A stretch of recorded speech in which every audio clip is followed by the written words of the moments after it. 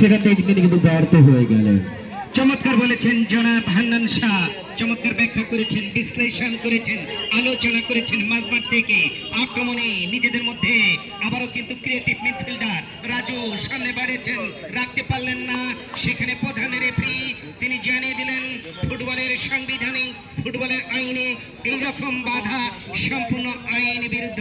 প্রিয় দর্শক শ্রোতা, আগামী 13 তারিখ অর্থাৎ বৃহস্পতিবার এই মাঠে আরেকটি খেলা অনুষ্ঠিত হবে, যে খেলায় মুখোমুখি হবে young star football academy Natore বনাম মোহনপুর, অর্থাৎ নাটোর এবং রাজশাহীর মধ্যকার খেলা।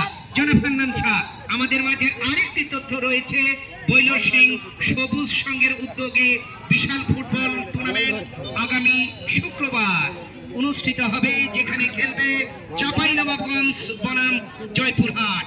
উক্ত খেলাটি দেখবার জন্য সকলকে আগাম আমন্ত্রণ। এই মুহূর্তে কিন্তু খেলা এগিয়ে যাচ্ছে, দেখা যাক কি হয়। অনিন্দ সুন্দর একটি গোল, অনিন্দ সুন্দর একটি গোল, সোনার ফ্রেমে বেঁধে রাখার মতো। আবারও ভাষা দিয়েছেন হান্নান শাহ, কি বলবেন? চমৎকার বলেছেন। এক্ষেত্রে তানোর উপজেলা তারা কিন্তু সম্ভাবনাময় আক্রমণগুলো হেলায় হারাচ্ছেন। অপরপক্ষে বাগমারা উপজেলা তারা কিন্তু কাজের কাজটি করে ফেলেছেন, দুটি গোল করতে সক্ষম হয়েছেন। আবার রিসিভিংটা বল আক্রমণ যাবার প্রচেষ্টা বাগমারা উপজেলা। 7 নম্বর জার্সিধারী খেলোয়াড় রায়হান, তিনি কিন্তু অফসাইডের ফাঁদে পা দিয়েছেন। সঙ্গত কারণে ওখানে সেফটি। নীলিমার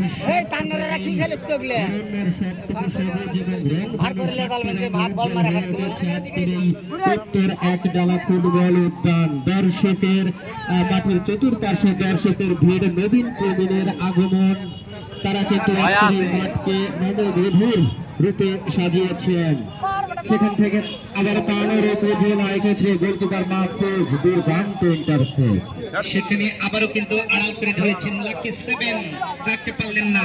রায়হান চমৎকার খেলেন, আবার কিন্তু আক্রমণে যাবে এই ক্ষেত্রে তানোর। সেখানে হাসান, আমি যে কথা আগেই বলেছি, একেবারে তীরের গতিতে এগিয়ে যাচ্ছে এই হাসান। যে কোনো সময় তিনি কিন্তু অঘটন ঘটাতে পারেন এবং বিপজ্জনক হতে পারে। আবার কিন্তু সামনে বাড়িলেন এবং গতি কমে দিলেন, মাঝমাঠ থেকে মিসপাস হয়ে গেল। আক্রমণে যাচ্ছে তানোর, রিপন কাকে দিবে? চমৎকার, সেখানে রয়েছে আবারও কিন্তু স্বপন, রিপন এবং স্বপন দুই তরুণের লড়াই ছিল, কিন্তু কাজ হলো না। সেখানেই ছিলেন হাসান, আবারও কিন্তু আক্রমণে ব্যাকপাস করে দিলেন, ছোট্ট করে বাড়িয়েছেন এবং আবারও আক্রমণে দেখা যাক কি হয় বাম দিক থেকে, এবং কাজ হলো না।